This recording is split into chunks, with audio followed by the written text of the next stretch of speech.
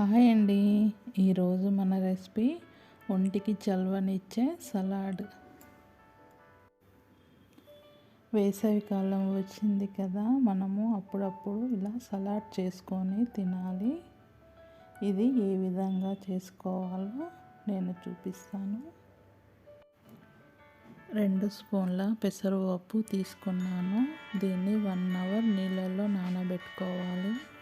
తర్వాత 1 cup carrot ఇలా తురుముకోవాలి.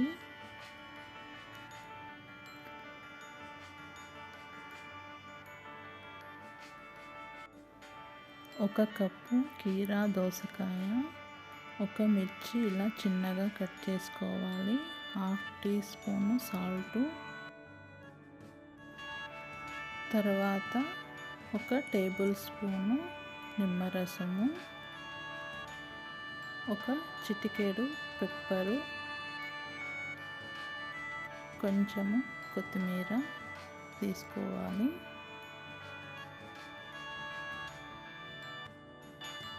ఒక బౌల్ తీసుకొని మనము 1 అవర్ నానబెట్టుకున్న పెసరపప్పుని దీంట్లో వేసుకోవాలి.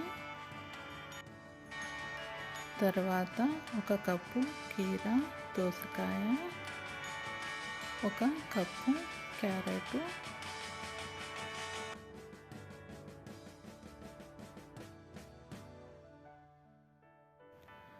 ఒక చిటికెడు పెప్పర్ పౌడరు,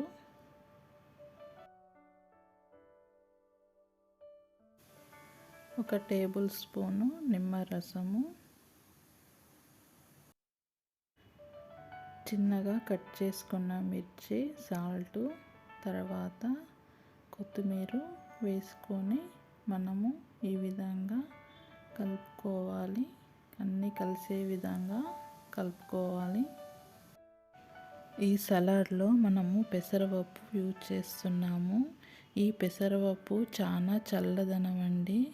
అందుకే ఇది పెసరపప్పు సలాడ్ చాలా టేస్టీగా ఉంటుంది. ఈ వేసవి కాలంలో మనము అప్పుడప్పుడు ఇలా చేసుకొని తినాలి.